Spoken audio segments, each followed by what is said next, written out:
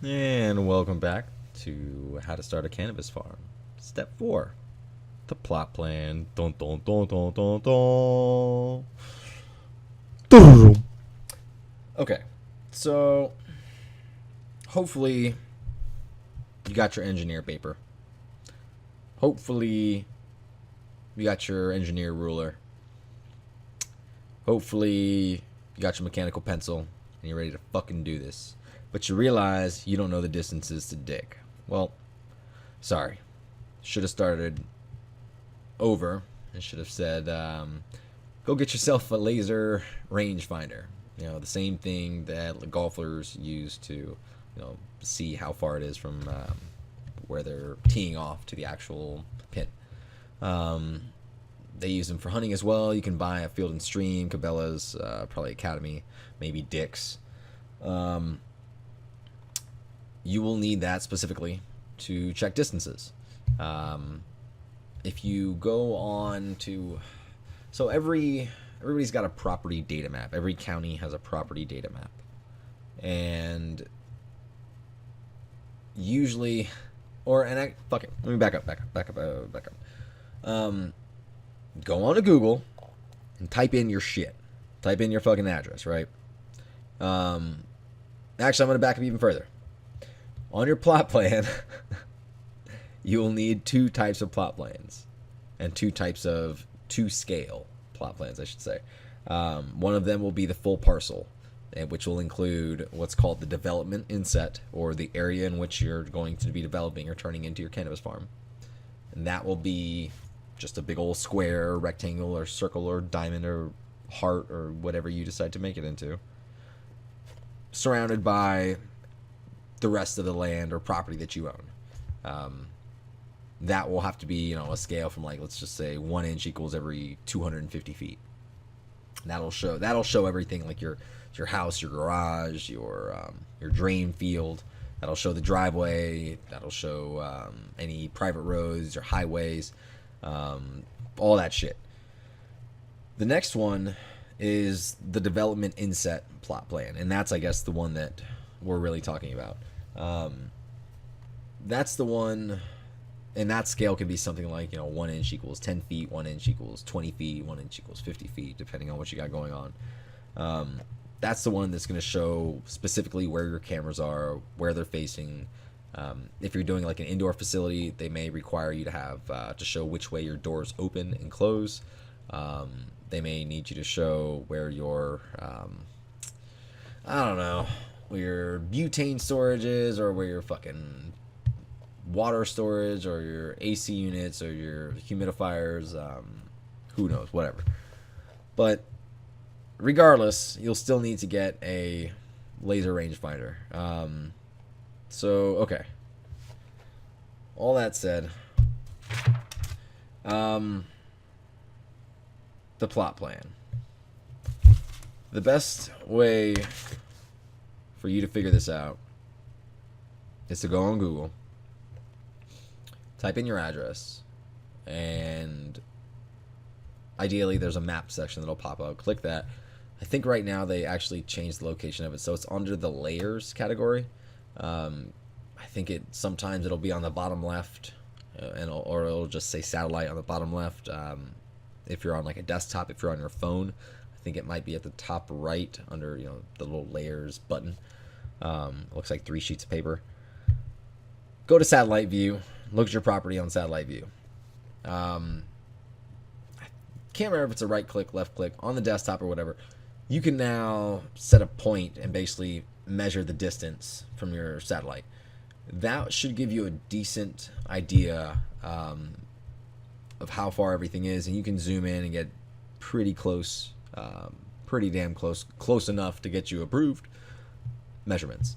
And that's really all we care about, right? Getting approved. So do that first. That'll help you at least get the proper distances, and you can kind of see, and create little landmarks. So some of the stuff that I had to do was make a tree a landmark, make this a landmark, measure from the house to this, because sometimes the sight line just isn't there. I can't, my rangefinder is not going to shoot through a bunch of trees, and I'm not about to fucking setup of like a 100-foot pole, and then go to the other side and set up another 100-foot pole, and then fucking shit. Like, I'm just not gonna do that. We got technology, so step your shit up. Go on to Google, figure that out. That'll at least get you the first full parcel. Again, that'll show you, and you can even kind of make a little rectangle and print that off around it, and then redraw that on your engineer scale. Done. All right, so now we got the first full parcel plot plan figured out. Obviously, you need to make it to scale 1 inch into 200 whatever feet, whatever you want to do. Next one, the development inset.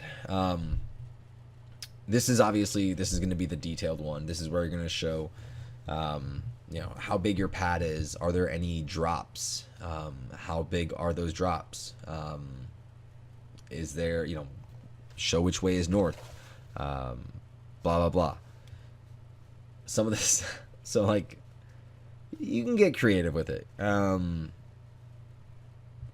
Like the big shit, make sure your greenhouses are where they're supposed to be. Make sure your water tanks are where they're supposed to be. Make sure your cameras are there.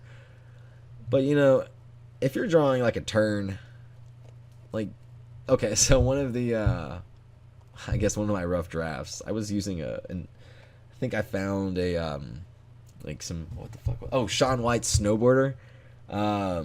Old fucking video game that I found, and I opened it up, and the game was still in there, the disc.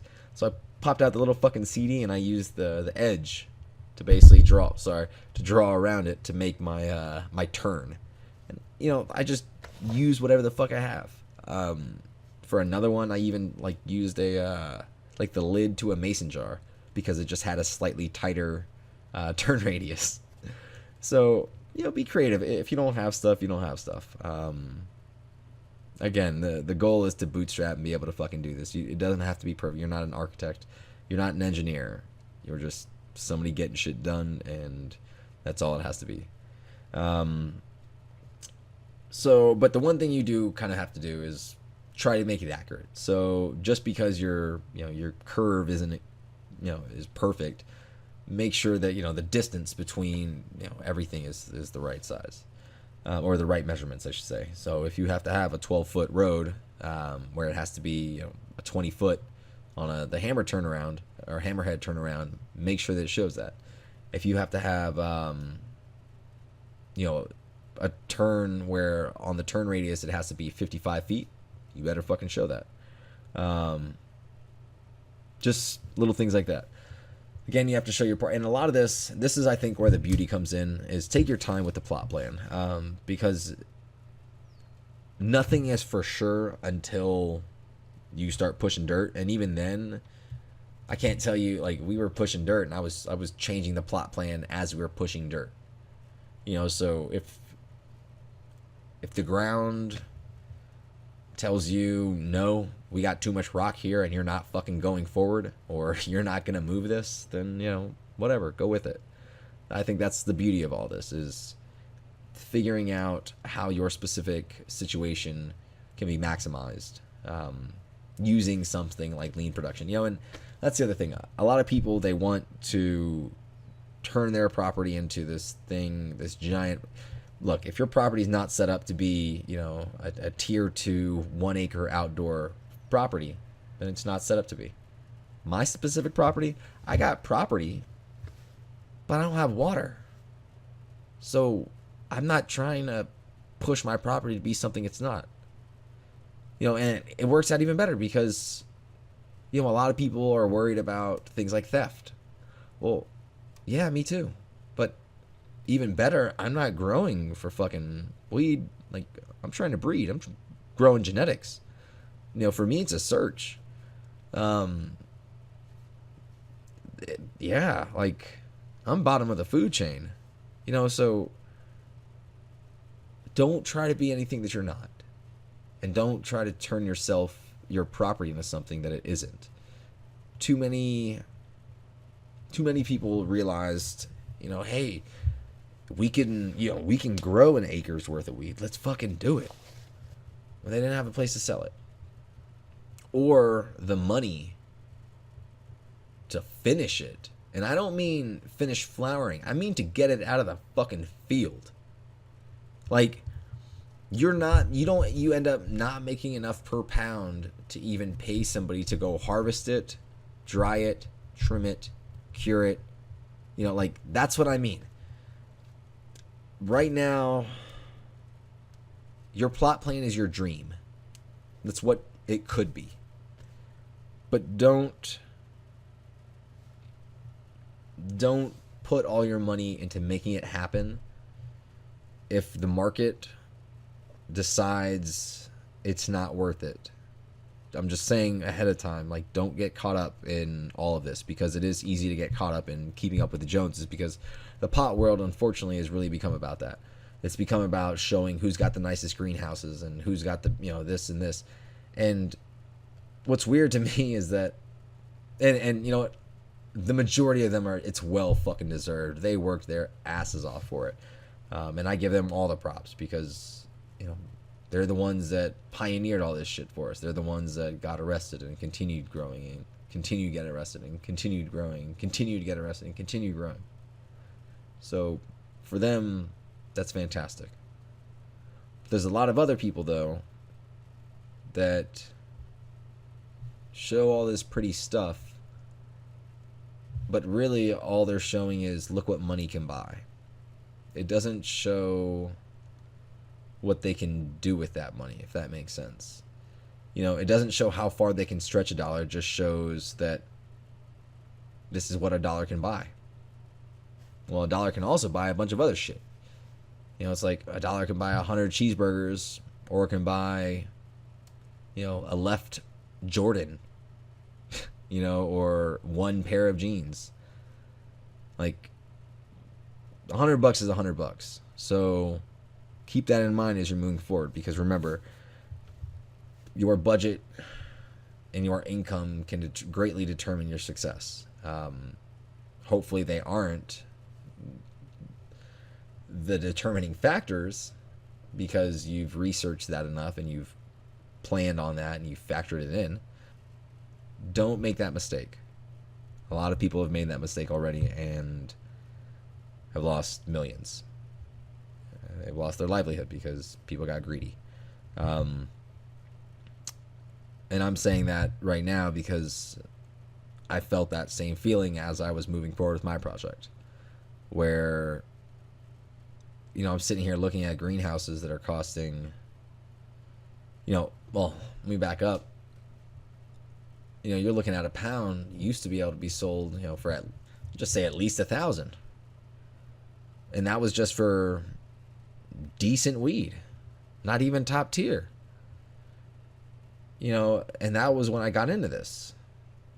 Like 2016, 2017, the beginning. And now the weed's gone down to, $100 a piece, and it's just not financially feasible to spend $30,000 to, on a greenhouse, and then another $30,000 just to fucking install it. And that's just for one, and this property was going to have 4 of those, and then 5 hoop huts, because I had to eliminate one of the greenhouses. So technically it was going to have 5 or some shit. And that was just on this terrace.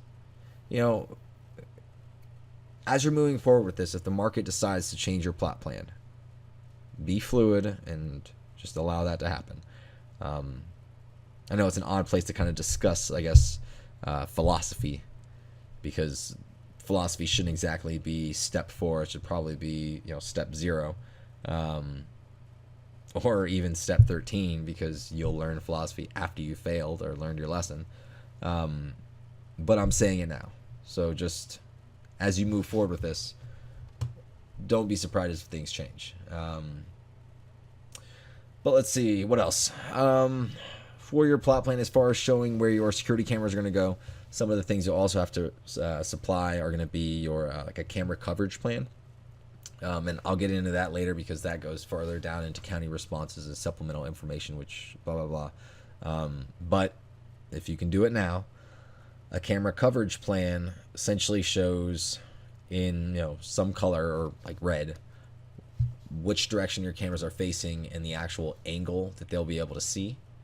And it'll show that for all your cameras, and it'll show overlaps, and it'll be able to show, you know, if you've got any blind spots, this or that. That can also help just in general, because it'll at least save you that time. There is, and I've spent money with them. That's the only reason why I know of this company. But securitycamerawarehouse.com. I think there's a dash between security and camera, and then camera and warehouse. They will do a camera coverage plan for you for free. You don't have to buy anything from them. You just have to send them your plot plan, and kind of give them an idea of what you want. They've worked with the cannabis industry before. The reason I'm mentioning them is because I purchased cameras for them back when I did a bunch of Kratom stuff. And since then, because they had nice cameras, I looked at them again, and sure enough, they offered camera coverage plans for free. So it's the only reason why I'm mentioning them now. Other than that, I don't know. They're a camera company, I guess. But you can use them.